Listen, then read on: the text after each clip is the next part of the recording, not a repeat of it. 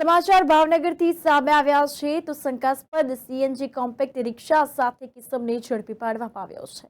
Bhavnagar SOG હવે action મોડમાં આવી છે। ભાવનગર એસઓજી પોલીસ ભાવનગર રેન્જના આઈપીજી ગૌતમ પરમાર તથા જિલ્લા પોલીસ અધિક્ષક રેન્જના તથા પોલીસ અધિક્ષક ડોક્ટર હર્ષદ પટેલ જિલ્લામાં કાયદો અને વ્યવસ્થા જાળવવા માટે મિલકત સંબંધી ગુનાઓ બનતા અટકાવવા માટે બનેલ ગુનાઓનો ભેદ ઉકેલી કાઢવા ભાવનગર એલસીબી તથા એસઓજીને ખાસ કામગીરી કરવા જણાવેલ છે। આ દરમિયાન પોલીસ ઇન્સ્પેક્ટર એઆર વાળાની માર્ગદર્શન તેમજ સૂચના હેઠળ ભાવનગર એસઓજી પોલીસ ભાવનગર શહેર વિસ્તારમાં પેટ્રોલિંગમાં હતી। આ દરમિયાન બાતમી મળી હતી તો બાતમીના આધારે ટોપથી સર્કલ રિંગ રોડ પાસે એક કિસમ બજાજ કંપનીની સીએનજી કોમ્પેક્ટ રિક્ષા લઈને નીકળ્યો હતો।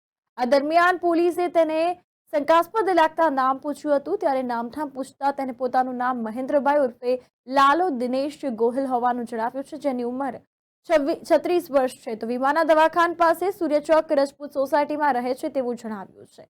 આ દરમિયાન પોલીસને શંકાસ્પદ લાગતા તેને પૂછપરછ કરવામાં આવી ત્યારે આ રિક્ષા બાબતે કોઈ સંતોષકારક જવાબ નથી આપ્યો। આ દરમિયાન પોલીસને શંકાસ્પદ જતા તેને કાગળો ચેક કરવામાં આવ્યા તો શંકા પડતી મિલકત કિંમત ₹25,000 ગણી કબજે કરી ભરતનગર પોલીસ સ્ટેશન ખાતે સોંપવામાં આવેલ છે। આ અંગે પોલીસે વધુ તપાસ અને કાયદેસરની કાર્યવાહી હાથ ધરી છે।